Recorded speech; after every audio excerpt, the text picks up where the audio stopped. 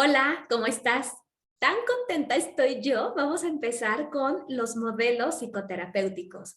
¿Y qué mejor manera de empezar que con Papá Freud, ¿no? Vamos a empezar con los modelos psicodinámicos de psicoanálisis. Yo voy a estar explicando, acuérdate que si tienes alguna duda, si algo de lo que estoy explicando no está quedando claro, por favor contáctame. Incluso si lo puedes dejar en los comentarios, sirve para que si algún compañero llegar a también a tener la duda sobre eso mismo, pues entonces ahí puede encontrar también la respuesta. Entonces, pues vamos a empezar. Voy a hacer, me voy a ir con los puntos más importantes de cada teoría. No pretendo con este video dar una formación acerca de psicoanálisis. Yo misma no soy psicoanalítica, pero pues que conozcamos las características más generales, básicas, representativas, y finalmente lo que quiero es que podamos ser capaces de distinguir qué modelo. Lo que te decía, muchas veces llega contigo un consultante y te dice, yo ya he ido a terapia, pero a veces no sabe qué modelo es, y entonces tú puedes preguntarle cómo era la terapia, qué hacía, si le dejaban tareas, y qué, si, o sea, como en general cómo era la dinámica, y entonces tú puedes ir sabiendo qué modelo hacía referencia. Entonces, pues vamos a empezar con el psicoanálisis y sin duda con la figura de Freud.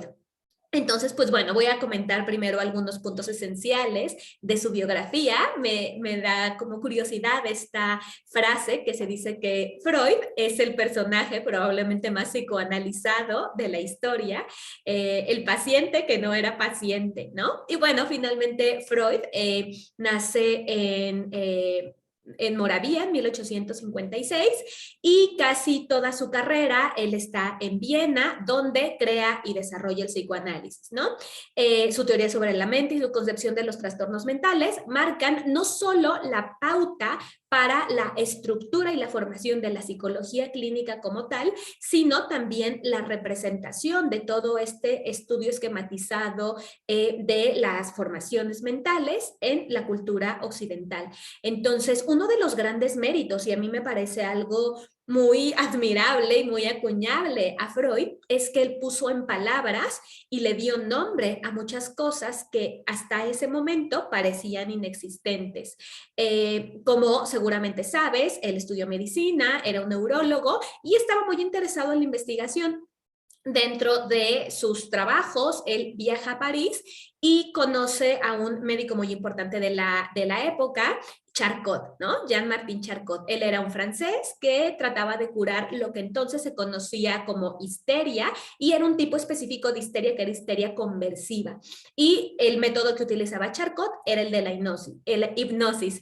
De hecho, cuando estemos hablando de Milton Erickson en el módulo 2 de nuestro entrenamiento, también retomaremos un poquito de Charcot y profundizaremos, ahondaremos en específicamente de qué va la hipnosis, la clásica, la ericksoniana, y vamos a profundizar en eso. Pero bueno, ahora estamos hablando de Freud, entonces la idea que tenía Freud pues era de poder hipnotizar a estas personas, a estas mujeres, a estas neuróticas, histéricas, también por la neurosis, que era un tipo, ahorita más adelante voy a estar hablando de este tipo de características. Entonces, bueno, finalmente Freud, estudiando con Charcot, conoce a una persona llamada Joseph Brauer, y pues bueno, empiezan a hacer terapia, empiezan a tomar algunos casos de algunas personas, y Brauer realmente es quien tenía en su práctica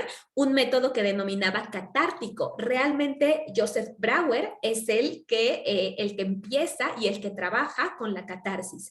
Esta idea era la que el habla producía una mejoría de los síntomas.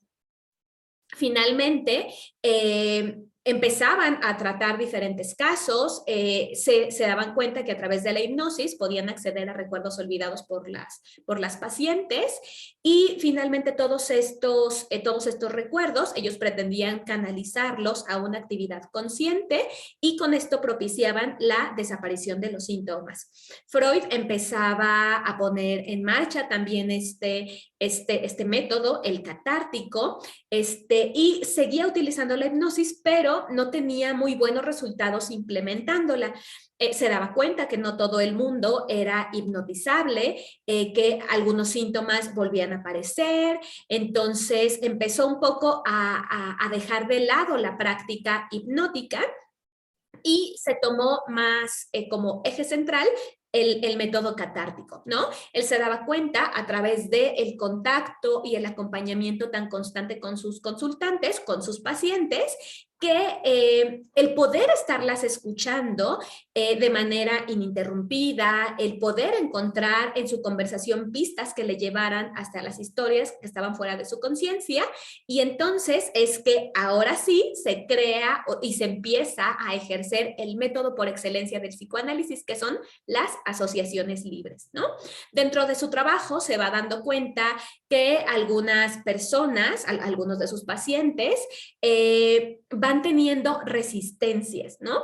Hay algunas cosas que se daba cuenta que las pacientes de repente no estaban cooperando, y entonces él empieza justamente a interpretar esas resistencias. Finalmente Freud gana mucha fama a nivel internacional, llegan muchas personas a saber qué está haciendo, cuál es su trabajo. Él empieza a publicar varios textos. Y en 1908 es que se va creando la Asociación Psicoanalítica Vienesa, y pasan algunas grandes figuras que más adelante voy a estar comentando: Otto Rank, Carl Abraham, Carl Gustav Jung, Alfred Adler. Entonces empiezan a llegar un montón de personas. Freud es invitado a impartir conferencias en Estados Unidos, y entonces una vez que Freud sale de Viena y emigra a Estados Unidos, es que entonces empieza todo el boom del psicoanálisis, empieza toda la difusión. En 1910, o sea, 2 años después, se crea la Asociación Psicoanalítica Internacional, y en 1920 es cuando esto tiene una proliferación muy importante. Finalmente, pues la vida de Freud, en la imagencita no está, pero muchas veces se le están las imágenes de él con unos puros. Él contrae cáncer de mandíbula, es operado 22 veces. Los últimos años, pues él se entera, ¿no?, de toda la llegada de los nazis a Australia, la huida de Viena. Los últimos años los pasa en Londres, y es ahí donde ulteriormente muere.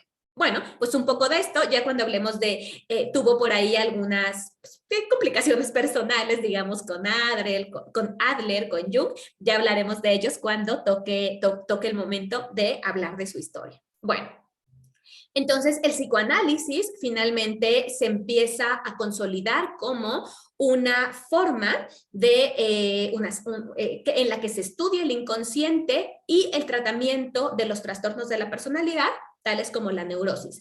El principal método de investigación usado en el psicoanálisis es la interpretación de la asociación libre, aunque no es lo único ni que se interpreta, ni la asociación libre es la única técnica. Aquí voy a dar como un panorama general del método psicoanalítico. Voy a aterrizar y voy a profundizar un poco en la propuesta freudiana, pero para ir teniendo como un panorama general de qué va. Bueno, en el psicoanálisis, básicamente, las relaciones terapéuticas se consideran a largo plazo y frecuentes. Esto, como decía, Freud empezaba a ver de manera muy recurrente a sus pacientes, a tantos casos documentados. Entonces, él se concebía que parte de la sanación, de la mejoría, nunca hablaban de sanación, perdónenme, de la mejoría de los casos que él tenía, era por esta constancia, por esta frecuencia. Entonces se veían 3, 5 veces, y que parte de eso también es por lo que hacía que los procesos psicoanalíticos pues fueran bastante elevados en cuanto a costo.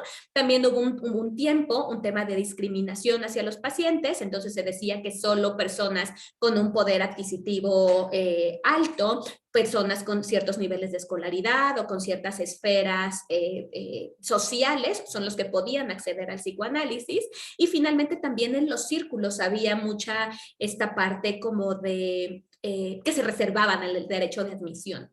Bueno, como parte de la relación terapéutica, también la figura o la forma que toma el terapeuta es más neutral, como una pantalla negra que permite que el paciente pueda proyectar todo, ¿no? Ahorita vamos a ver qué es ese todo. Y finalmente, de lo que va la relación terapéutica es una escucha al paciente, ¿no? Entonces, si por ejemplo una persona te dice, es que yo iba a terapia y mi psicólogo me decía, nada más me hacía que hable y hable y hable y casi no hablaba, no me contestaba, no me decía como qué hacer o tal, pues probablemente puedas ir sospechando de esto, además de otras características. Por ejemplo, el terapeuta, el papel que tiene es el de analizar, ¿no? Psicoanálisis, entonces es analítico, no confronta y hay un énfasis en la relación.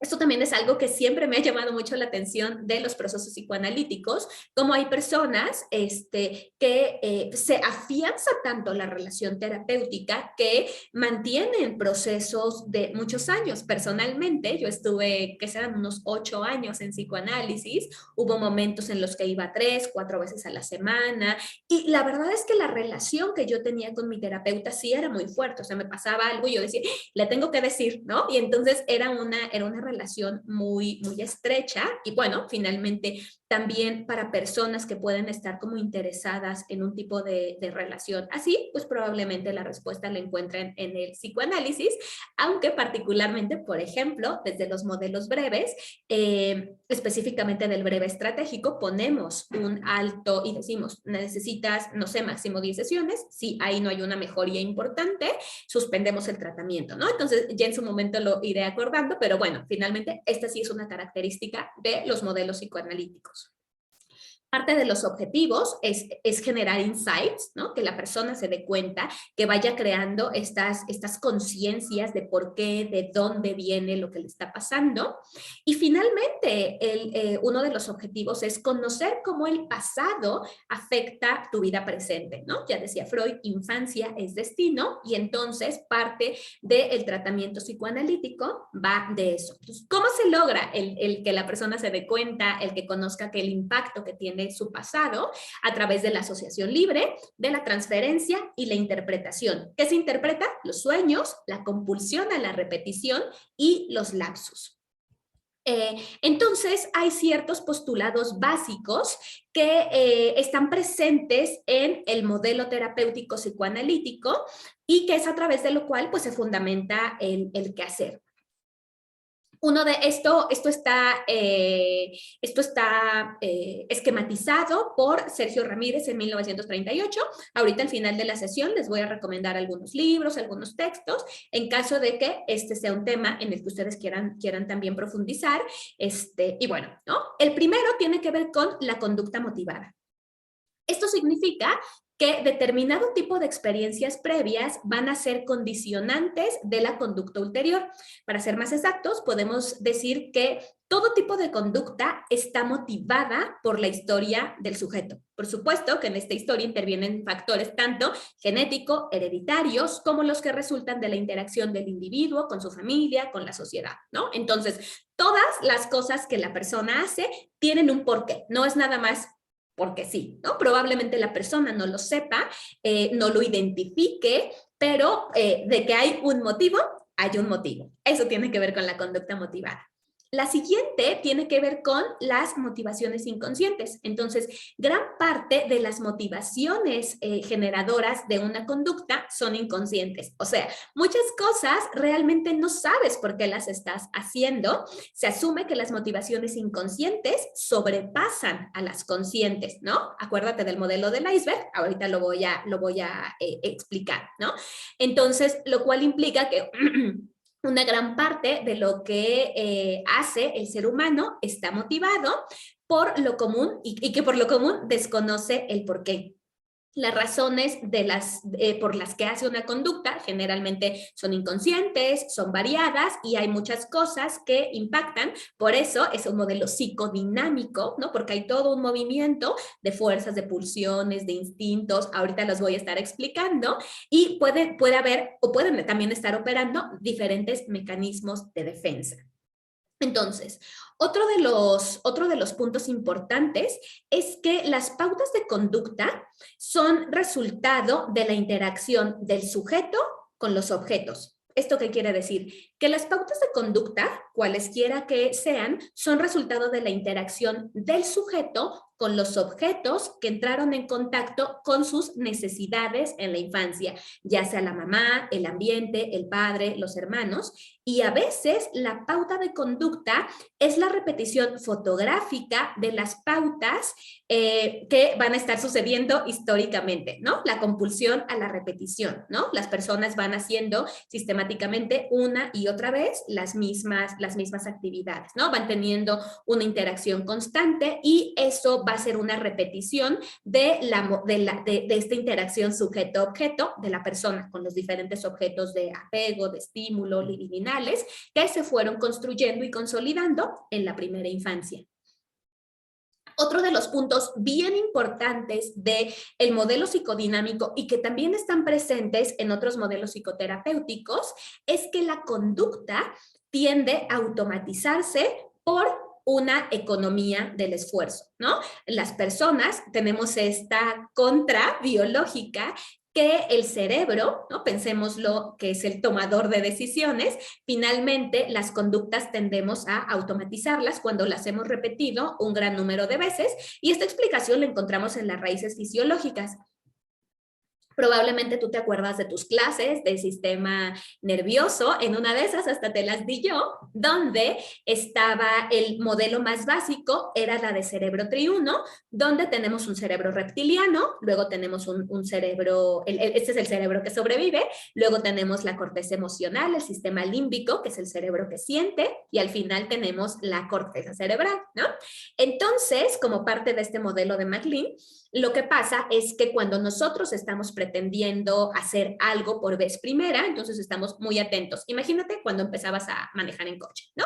Tú estás muy atento a ver espejos, cinturón de seguridad, pedales, palanca, y empiezas a revisar todo de una manera muy consciente, haces un repaso, incluso puedes tener ahí un tipo checklist o alguien que está contigo de copiloto y te está diciendo, a ver, checa, pon bien tu asiento, no sé qué, ¿no? Y entonces tú estás ahí haciéndolo de una manera como muy consciente y demás.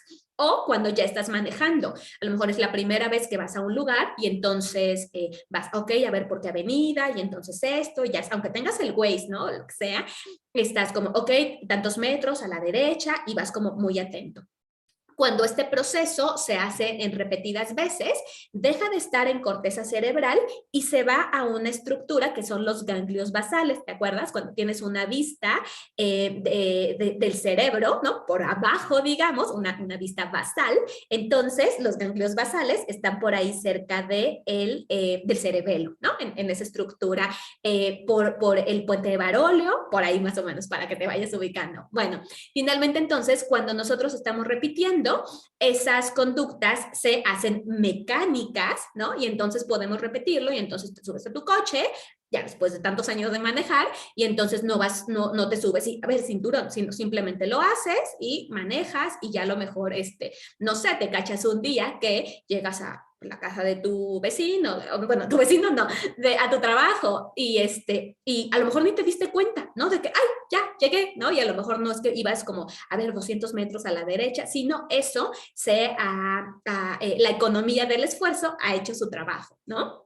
Una metáfora que yo suelo poner es que el cerebro es como un CEO que está súper ocupado, ¿no? Entonces tiene un montón de trabajo, de decisiones, de cosas muy importantes que hacer, documentos que firmar y demás.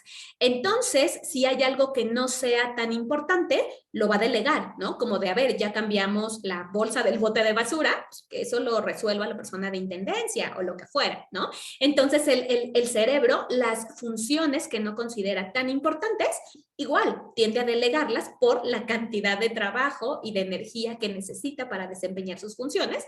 Pues bueno, finalmente esta explicación de la economía del esfuerzo opera y entonces por eso es que las personas tendemos a repetir patrones de conducta que la mayoría de ellos, como hemos visto con los puntos hasta aquí, son inconscientes. Otro punto importante también es que cada fragmento de conducta es un trozo de historia. ¿Qué quiere decir? Que la conducta no es un trozo o un fragmento de expresión desubicado o desvinculado del tiempo, sino un trozo consistente de hechos anclado a la historia del sujeto. Una vez más, ¿no? No es que hicimos lo que hicimos o que le contestamos como le contestamos a una persona nada más porque sí, sino porque a lo mejor esas conductas las hemos aprendido previamente y hablan de nuestra historia, ¿no? La manera en la que yo me relaciono, por ejemplo, con mis hijos, bueno, con mi hijo nada más tengo uno, puede ser que esté replicando la historia que yo vi que mis papás tuvieron conmigo, ¿no? Y justamente de aquí viene este dicho del que no repara, repite, porque pues vamos aplicando lo que hemos aprendido y justamente en otros contextos, por ejemplo, esto se le conoce como el aprendizaje vicario, pero ahí esta parte de conducta e historia tiene que ver con eso, ¿no? La manera que nos comportamos tiene que ver con nuestra historia. Por eso, cuando ves a alguien en la calle y entonces que está gritando o que está haciendo cualquier cosa y a lo mejor dices, ay, no, pues seguro de chiquito no lo querían, ¿no? No sé. Entonces tiene que ver con que la manera en la cual estamos comportándonos tiene que ver con que proyectemos, introyectemos, ahora vamos a ver los mecanismos de defensa y entonces actuamos parte de nuestra historia. Otro concepto también importante, otro postulado básico, que es el de la monotonía, tiene que ver con que las pautas que tiene un sujeto determinado tienden a ser muy monótonas, ¿no? Dice un estimadísimo maestro, dice, por eso los algoritmos jalan, ¿no? Porque somos absolutamente repetitivos, ¿no? O sea, tú agarras tu teléfono para lo que sea, para WhatsApp, y entonces vas a mandar un mensaje y el teléfono ya sabe qué palabra vas a poner, qué sí, y ahí está, ¿no? De hecho, ya ni escribes, ya nada más seleccionas tus propias palabras y ya está, ¿no? Agarras para el mapa y ya te dice la persona, tu teléfono, ya vas tarde al trabajo, y sí, vas tarde al trabajo, ¿no? Entonces, hay una cita que quiero tomar de Menninger de 1962 y dice, la conducta, de la misma manera que la cicatriz en la pata de un oso que se formó cuando era chico, no importa la naturaleza del terreno que pise, la huella será igual, repetitiva, sistemática, iterada, lo que ha sido útil es y seguirá siendo, ¿no? Y entonces, híjole, desde el modelo psicoanalítico, por eso desde este modelo es importante rastrear la historia. Por ejemplo, en las terapias, y luego está esta parte de que el que no conoce su historia está condenado a repetirla. Y entonces, desde las terapias breves, por ejemplo, conceptualizamos que lo que te ha llevado hasta el problema que tienes, las soluciones intentadas, este concepto lo acuña el MRI, las soluciones intentadas cuando las has hecho una y otra manera, es lo que trajo lo que convierte en patológica una conducta, ¿no? Es como si tienes una comida y sabe medio fea, le echas un poquito de sal y dices, ¡ay, qué rico! Y entonces le echas un montón de sal esperando que esté más delicioso y no, ya lo arruinaste. Así pasa con las soluciones intentadas, pero ya lo veremos en su momento. Y el último punto, el del ambiente, hace referencia a que una conducta, como cualquier energía, si no estuviera alimentada por el ambiente, tendería a extinguirse, ¿no? Lo que en el conductismo nos hablarían desde el reforzamiento, ¿no? Si una conducta no se ha visto recompensada, reforzada, o sea, porque es que tu pareja de 30 años o los que tenga sigue haciendo berrinche, porque le funcionan, ¿no? Porque sirven. Entonces, ya nos decía Darwin, ¿no? Que órgano que no se usa se atrofia. Lo mismo, si una conducta no está sirviendo, entonces la deshabilitas, ¿no? No tiene razón de ser. Pero sí está viéndose recompensada si cada que es tu pareja, tu hijo hace un berrinche, tú haces un berrinche, obtienes lo que quieres, pues lo vas a seguir haciendo, ¿no? Entonces, bueno, estos son algunos postulados básicos del psicoanálisis. Ahora, me gustaría explicarte un poquito la teoría a través de este esquema que elaboré para poder ir más sencillo analizando justamente la propuesta freudiana. Bueno, pues primero Freud va identificando y va clasificando su teoría. Entonces tenemos una parte corresponde al dinamismo psíquico, o sea, una parte es lo psicodinámico y otra parte, las tópicas, es lo psicoanalítico. Entonces, tenemos que hay diferentes estructuras que están en movimiento, ¿no?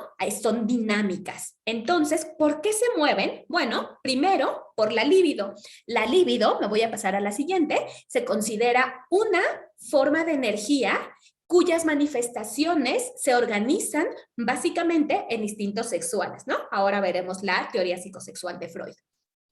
Entonces, la energía libidinal originada en el ello se relaciona con los instintos sexuales. La libido es este motor, es esta energía, ¿no? Sería lo equivalente a las proteínas para nuestras células. Así la libido es esta energía que hace que se mueva. Imagínate que pones una olla al fuego, ¿no? Y entonces hierve, ¿no? Si pones agua. Y entonces la libido sería como ese calorcito que hace que efervesca esto, ¿no?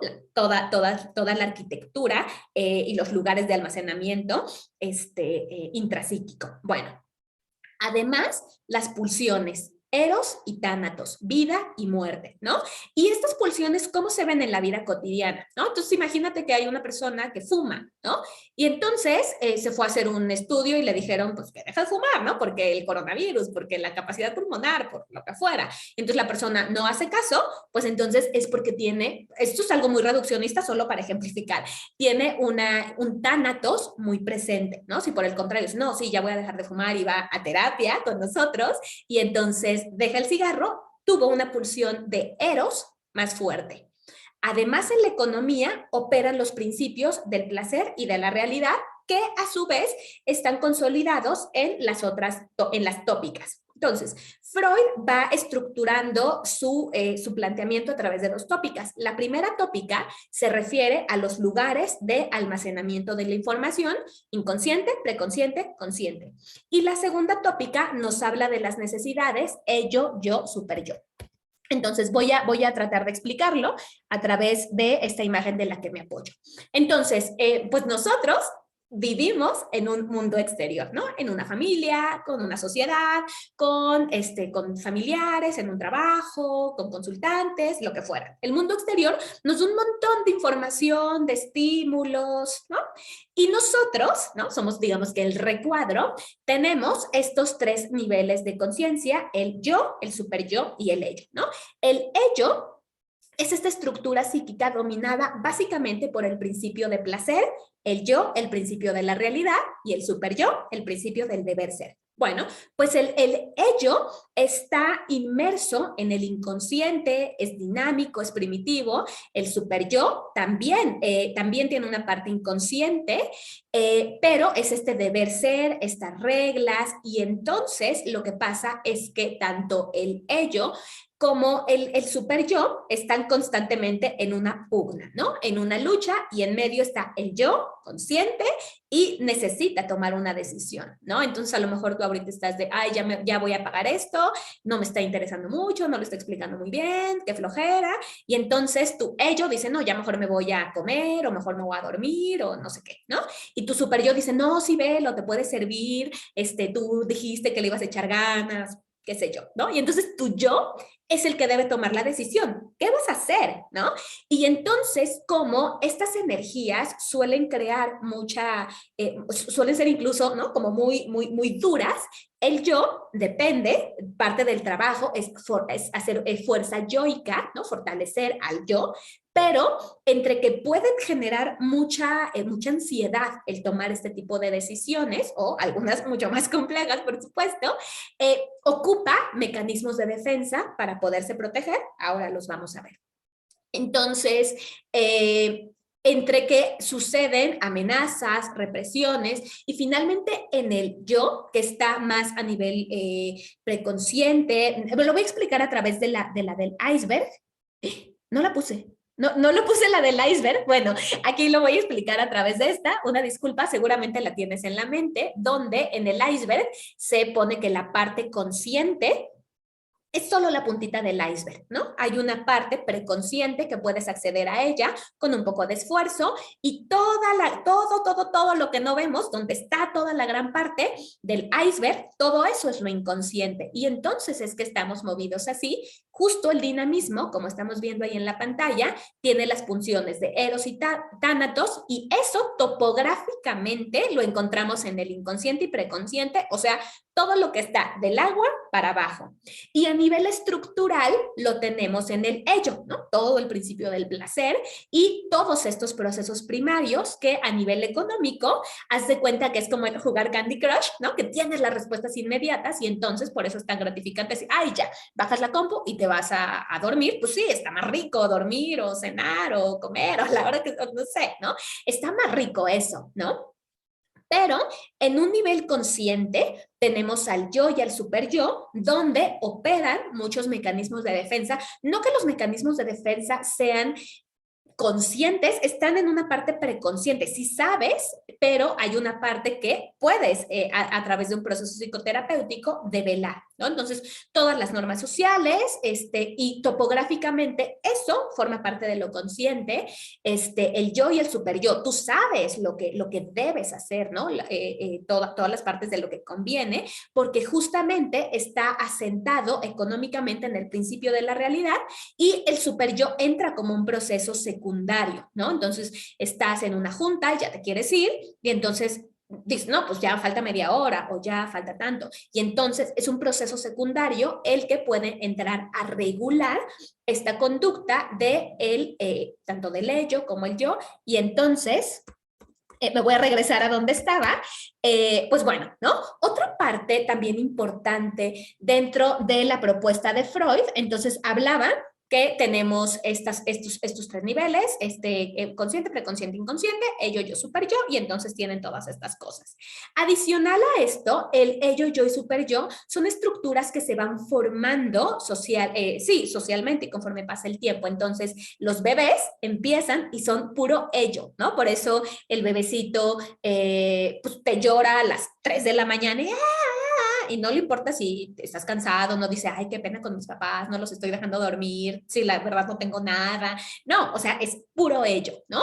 Conforme van creciendo y a lo mejor alineado a otras teorías, podríamos decir, se van consolidando como personas, van viendo, ¿no? Ah, mi mano, ah, mi pie, ¿no? Y se van sabiendo personas y más adelante cuando empiezan yo, mío, ¿no? ¿no? Y empiezan con todo esto, se empieza a formar el yo, aunque también se toma prestado de los papás y es ahí donde tenemos los complejos de Edipo, de Electra, donde me identifico y rechazo simultáneamente para poder hacer mi proceso de individuación. Y el super yo se va formando básicamente en el momento de la edad primaria. Es por eso que la energía libidinal está en pausa, ¿no? Y esto tiene que ver entonces con la estructura o la propuesta, la teoría psicosexual de Freud, donde tenemos la etapa oral, anal, fálica, latencia genital, que cada una se va dividiendo. Entonces tenemos la etapa oral, que va de los 0 al año, año y medio, el centro de placer es la boca y el principal aspecto del desarrollo tiene que ver con el destete, ¿no? Sabemos que, por ejemplo, la etapa oral se va distinguiendo entre la oral de succión y la etapa sádica, ¿no? La de succión donde toman, y entonces luego la sádica donde muerden, ¿no? Luego del año y medio, 2 años, a los 3 años, está la etapa anal, donde también se subdivide entre anal retentiva, ¿no? De que, ¡ay, no hago! Entonces sientas al niño ahí en la niquita 2 horas y no hace del baño, y luego cuando ya le pones el calzoncito, ¡pum! Hace, ¿no? Y entonces la anal retentiva y la anal expulsiva, el principal aspecto del desarrollo tiene que ver con el control de esfínteres.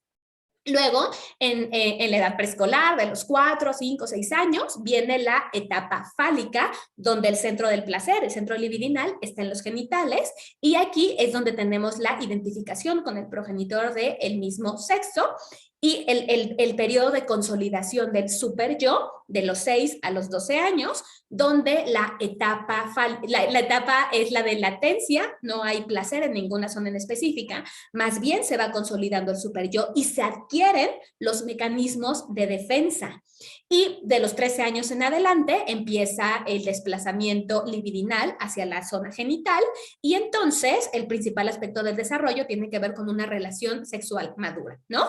Además, esta parte del desarrollo psicosexual puede ir continuándose Y sí, de hecho, por ejemplo, todas estas, las pruebas proyectivas, que si el HTP, que la figura del árbol, que el Macover y todas estas cosas, todas estas pruebas, las que se llaman proyectivas, no las pruebas psicométricas, sino las proyectivas, vienen de esta escuela y justamente, por ejemplo, lo que se pretende a través del árbol, ¿no? Del test del árbol, pues mides, si la persona puso una ramita o puso un hueco en el árbol, entonces mides, ves cuánto es, calculas, ahí hay una formulita para que calcules y ya sabes, por ejemplo, pues que si la persona puso la ramita a los 3 centímetros, eso quiere decir que a los 7 años, 3 años, ¿no? Dependiendo de la formulita, es que hubo algo, ¿no? Y entonces tú puedes hablar de una regresión. Por ejemplo, la regresión en la etapa oral son estas personas que tienden a hablar mucho o tienden a tener conductas compulsivas, por ejemplo, como al comer, al hablar, al beber, al estar masticando, mordiéndose las uñas, ¿no? La etapa anal, a grandes rasgos, hay muchas otras, pues, pero solo es a grandes rasgos para ir como identificando. La etapa anal, por ejemplo, son estas personas, si es anal retentiva, son estas personas que nunca dan nada, ¿no? Ni siquiera como el síndrome de Diógenes, que aunque sea basura, la quieren tener ahí, las cajas, y no les importa, que coleccionan estampas y tienen que 10,000 estampas de béisbol, qué sé yo. Y la anal expulsiva, donde pues son personas que les llega un peso a la cuenta y peso que se gastan, ¿no? Donde despilfarran, donde pasan de una relación a otra, ¿no? Donde no, nada, nada, nada, ¿no? Luego, pues bueno, en cada una de las etapas es que va viendo estos diferentes, ¿no? La parte genital, muchas veces incluso se le ha atribuido, y hay un montón de libros que hablan, por ejemplo, de las personas homosexuales, incluso travestis, donde en la etapa, nos dicen que en la etapa fálica no estuvo bien resuelta, y entonces esta identificación y separación que se hace, donde pues ya sabes que las niñas se enamoran de los papás y entonces y ven como rivales a las mamás y todo esto que es complejo edípico, y el de Electra, que aunque no fue acuñado por Freud, forma parte de esta misma parte de la teoría. Entonces se va viendo todos estos mecanismos de defensa y entonces se va explicando los diferentes trastornos, las diferentes neurosis de la vida adulta. Entonces, espero hasta aquí estar siendo clara. En caso de no ser así, por favor, avísame, háblame, déjame aquí el mensajito y para poder aclararlo y para poder despejar esas dudas. Bueno, como he mencionado reiteradamente dentro de la presentación, algo muy importante y un aspecto central dentro de los tratamientos psicodinámicos tienen que ver con los mecanismos de defensa. Son unos procesos primarios, son modos de actuar que tienen las personas y muchas veces son poco adaptativos. Entonces vamos teniendo o van existiendo diferentes mecanismos de defensa. Déjenme ver, es que creo que los puse mal, pero bueno, los voy a ir explicando. Más bien los puse en desorden de cómo se los quería decir, pero no pasa nada, se los voy comentando. Entonces, bueno, finalmente la represión, ¿no? Son estas personas que las emociones y todo el contenido intrapsíquico no lo dicen, se lo guardan, pues está como muy para ellos, ¿no? Está como muy reprimido. Entonces, imagínate que que van sintiendo alguna emoción, ¿no? Están enojados. Oye, ¿por qué estás molesto? No, yo no estoy molesto. No estoy molesto. O ¿por qué está pasando esto? ¿Por qué por qué te molestó? ¿Por qué te enojaste? El yo es quien se encarga de que esos pensamientos, esas emociones que puedan resultar dolorosos, no entren a la conciencia. Y no es que la persona nos esté mintiendo, sino que está reprimiéndolos. Entonces, a veces incluso se nos olvidan cosas que hayan sido muy dolorosas para nosotros, ¿no? Imagínate a alguien que haya tenido una infancia de abusos emocionales, sexuales, y que digan, es que yo no me acuerdo nada de cuando era niña, ¿no? De cuando era niño. Entonces, pues justamente ahí es que entra el psicoanálisis para hacer todo este proceso de recuperación de ese tipo de recuerdos. Bueno, pero finalmente, como operaría a un nivel muy grosso, es esto, ¿no? De, oye, ¿qué tienes? nada, pero se nota, ¿no? Y entonces las personas, o incluso aunque no se note, pueden ser personas que de veras, ¿no? Nunca necesitan nada, nunca quieren nada, todo está bien, y entonces caen en una psicotrampa, que ya veremos que es la prostitución relacional y demás, pero bueno, finalmente opera este mecanismo, el de la represión. Luego, el aislamiento es un mecanismo donde se separa el pensamiento de la emoción que le acompaña. Por ejemplo, en ocasiones cuando pues un ser querido fallece, están y vienen, ¿no? Los asistentes al velorio, a dar el pésame y demás, y entonces algunos sorprenden por la aparente entereza, ¿no? Estas personas que dicen, no, pues es que yo estoy bien, o no lloran, y entonces más bien el aislamiento, a diferencia de la represión, se vería con que son personas que no se permiten expresar casi que ninguna emoción, y menos el dolor, en público, ¿no? Esta frase de que los hombres no lloran, o esto de que no, pues, no sé, todos estos clichés que tienen que ver con el no sentir, o al menos no mostrarlo ante los demás, el no ser vulnerables, ¿no? Estas personas que incluso en terapia me dicen, oye, es que me molesta llorar, o lloran y entonces me dicen, perdóname, perdón, ¿no? Y entonces, o sea, si fuera desde el psicoanálisis, podría interpretar que es un aislamiento. Bueno, luego también está la sustitución, que es el reemplazar un objeto libidinal por otro. Por ejemplo, un hombre que se siente atraído por las niñas, puede ser un pedófilo, busca compañeras que, aunque sean adultas, parezcan muy infantiles, ¿no? Y esto está pasando mucho. No sé si ustedes han notado, ¿no? Como toda esta ola de infantilización hacia las mujeres. Entonces puede ser una mujer perfectamente adulta y que se ponen las dos colitas y se ponen su ropa rosa y de que Hello Kitty y ¿no? La depilación, ¿no?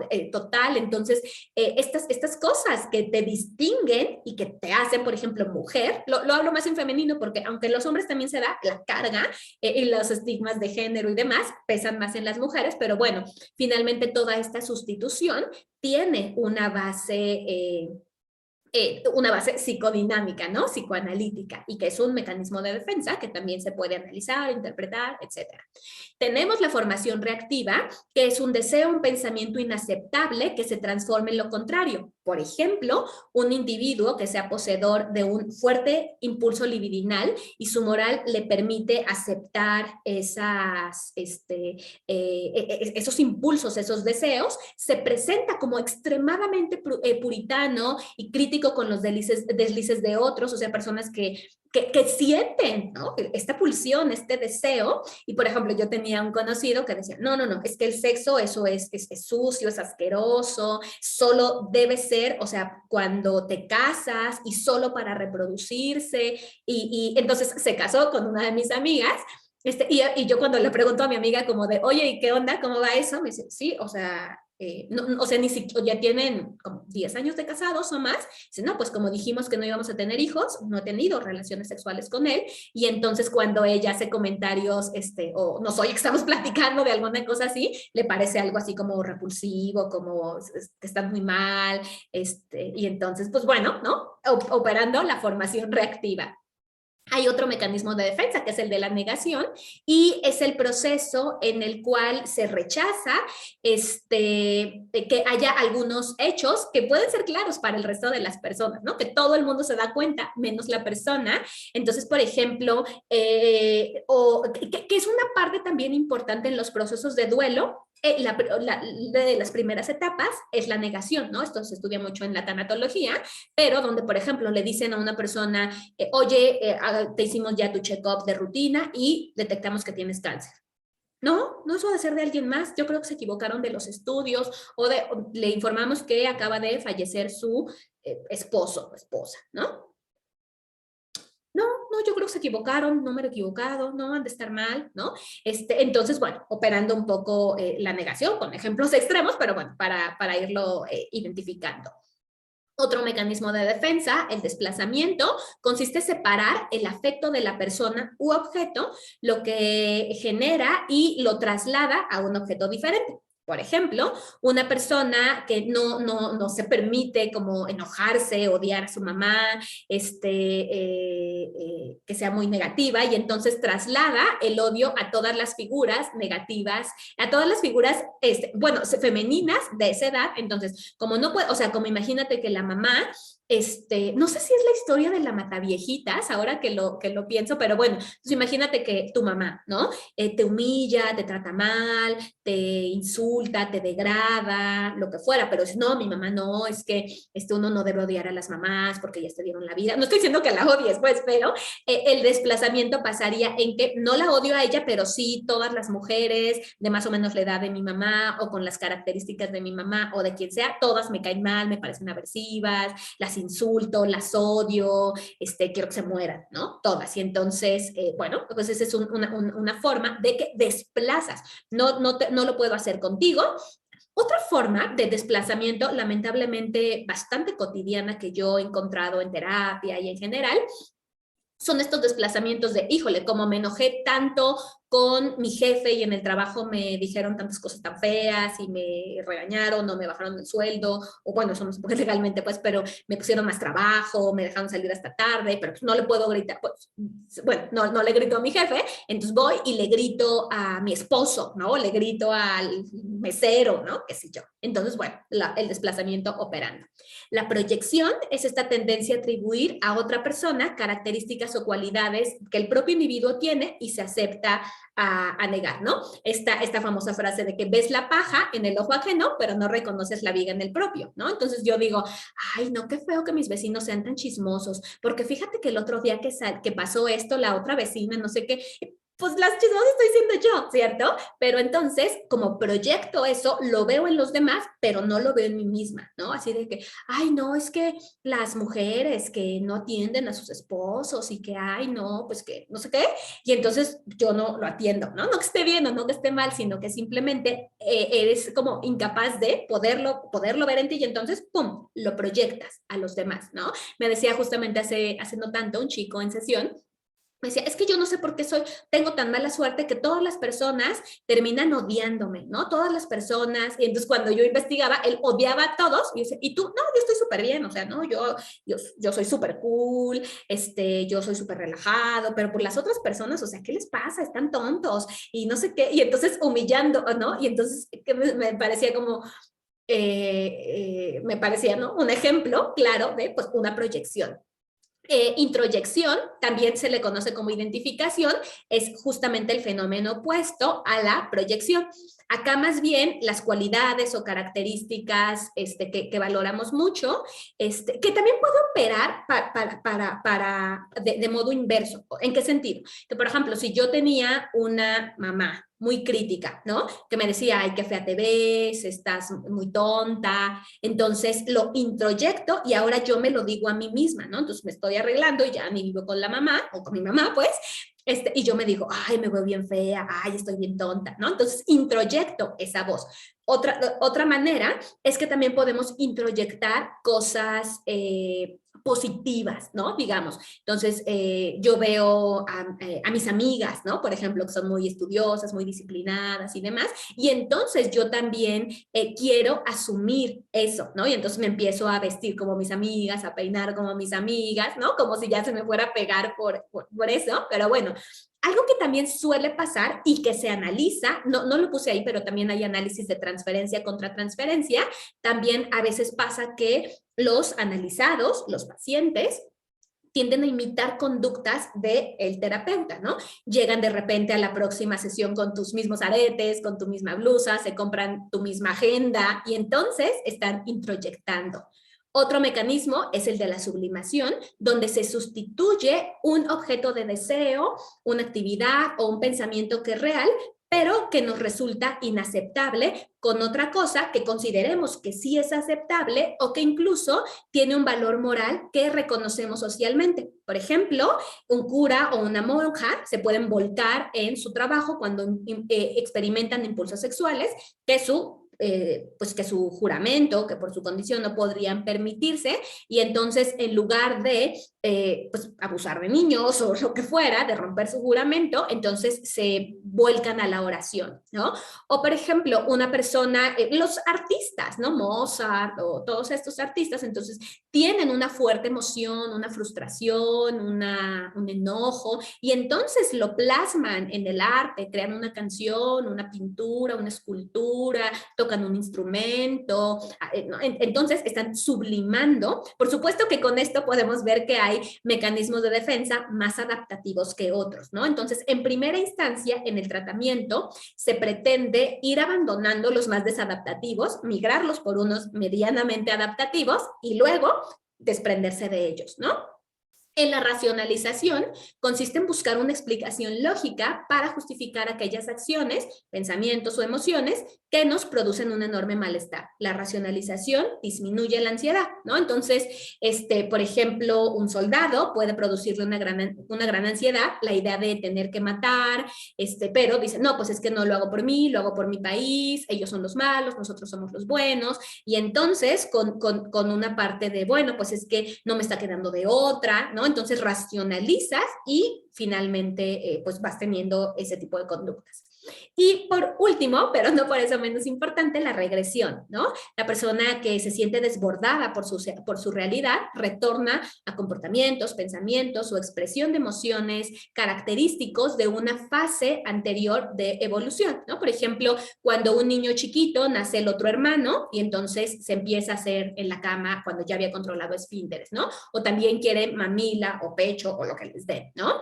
O también a mí me llama mucho la atención cuando voy al centro comercial o en el súper, no sé, estas mujeres, ¿no?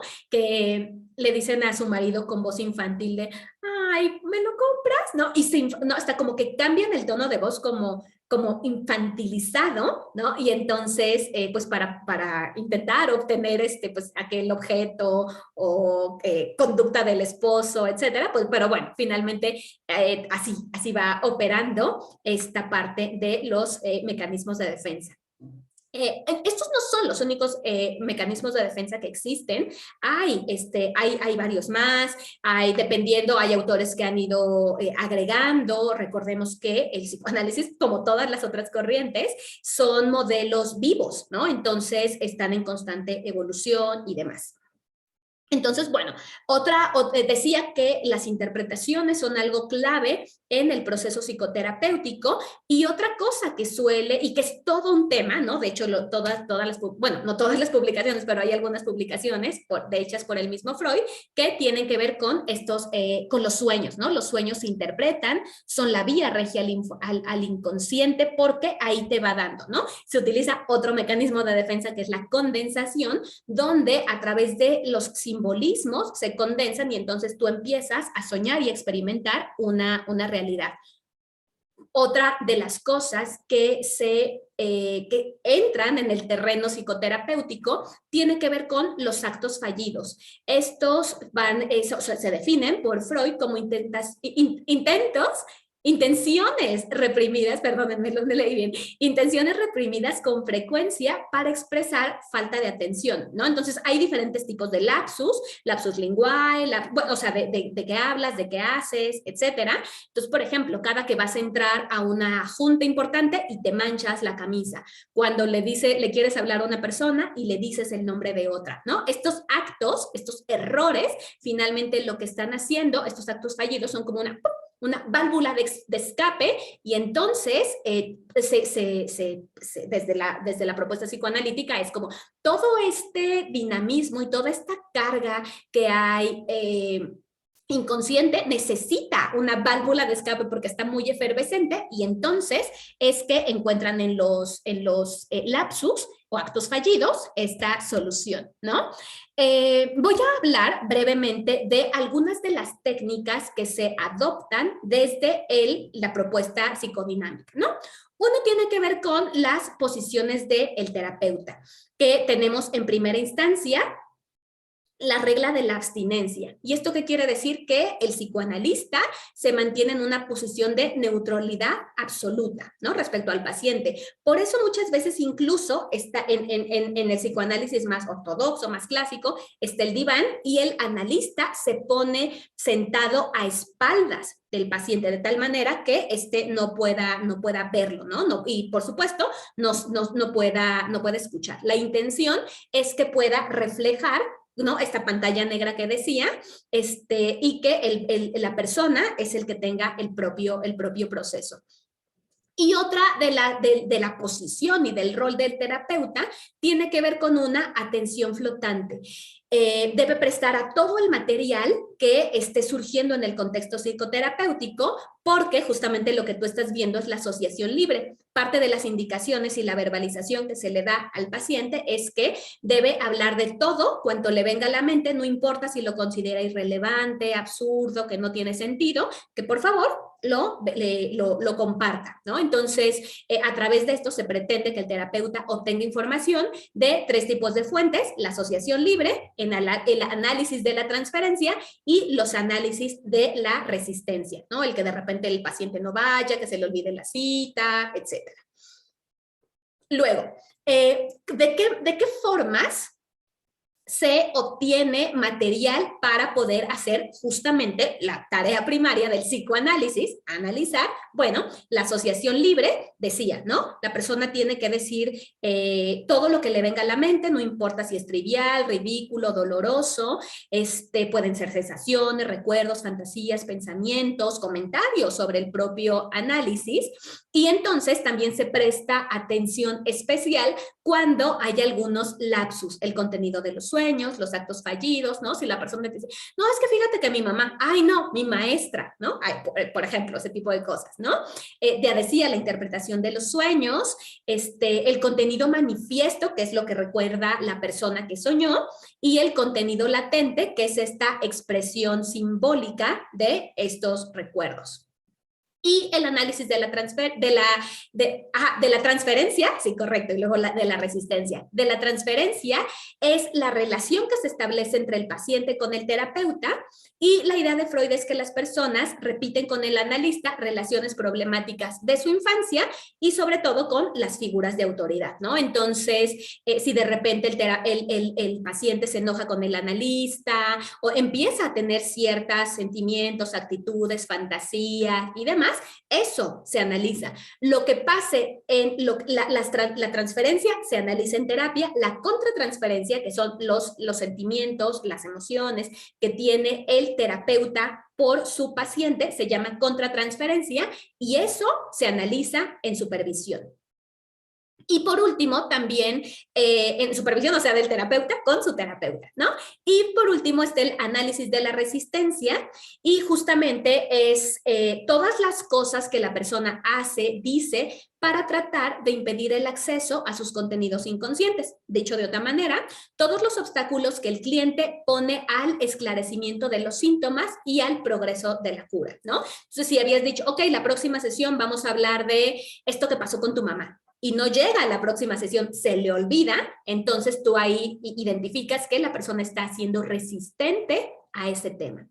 Y las técnicas para el cambio, como había dicho, la interpretación de las asociaciones, del análisis de la transferencia, de la resistencia, te van dando ese material, ¿no? Hay toda la serie, toda la bibliografía, todos los recursos de Freud, pues bueno, nos hablan justamente de cómo se hace cómo se interpreta, ¿no?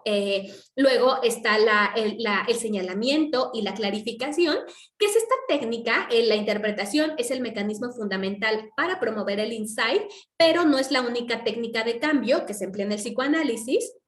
También el feedback, la retroalimentación y el señalamiento es donde la persona o el terapeuta más bien le dice a la persona, a su paciente, mira, te estás dando cuenta cómo este tema de la paternidad le preocupa especialmente en este momento, te has dado cuenta que en las últimas sesiones hemos hablado de esta cosa, entonces puede hacer alguna confrontación, alguna clarificación, y que finalmente como parte del proceso terapéutico se crea la alianza de trabajo, el contrato terapéutico. En la parte intermedia es donde se van tratando todos los temas, donde el cliente muestra la resistencia, el terapeuta la interpreta, el paciente responde a la interpretación. Y finalmente, uno de los últimos escritos de Freud se llamaba Análisis terminable e interminable en 1937, pues nos habla de diferentes aspectos de cuándo es que puede indicar que la terapia ha sido exitosa. Estos puntos se van estipulando, y es que los pacientes se han hecho conscientes de sus maniobras defensivas y se han dado cuenta del significado de sus síntomas, reconocen los impulsos contra los que están luchando y las conductas en los que estos se expresan, aprenden a tener miedo de sus impulsos porque los han expresado ante el terapeuta sin ser castigado por ellos, aprenden a no tener miedo, encuentran nuevas formas para controlar sus instintos y canalizan sus instintos a través de nuevas formas de control y suspenden las defensas inmaduras que han terminado con los síntomas. Entonces, ¿cómo ves? No son objetivos tan fáciles de conseguir. Por eso es que los procesos psicoanalíticos pueden durar mucho tiempo. Y bueno, algunos textos que te puedo recomendar tiene que ver con, por supuesto, las obras completas de Sigmund Freud, el libro de Introducción a los tratamientos psicodinámicos. Este es un libro del 2004 de Ávila, Roggi y Saúl. También hay otro texto que es La teoría y técnica de la psicoterapia psicoanalítica, es publicado por Herder y es del año 2002. Está el libro de Psicoanálisis Aplicado, Manual Teórico y Práctico, de Fernández Villamarzo en 1997, el libro de Teoría Psicoanalítica de Biblioteca Nueva del 2010 y escrito por García de la Hoz. También está otro libro que se llama Teoría y Práctica del Psicoanálisis, de la editorial Siglo XXI. Este libro fue publicado en 1967 y escrito por Grimson. Y por último, en el 2009, un libro de Tallarn que se llama Psicoanálisis al alcance de todos, igual de la editorial Herder. Entonces, pues, ¿qué te pareció? ¿Te recordaste de todas las teorías y todos los conceptos que habías visto en su momento en tus clases de teorías de la personalidad? ¿Qué te pareció? ¿Qué opinas ahora que hicimos este breve repaso del psicoanálisis sobre la propuesta, sobre el modelo? ¿Y sería algo que te ha interesado? ¿Es algo que en algún momento pensarías estudiar, complementar? ¿Qué opinión te merece el psicoanálisis?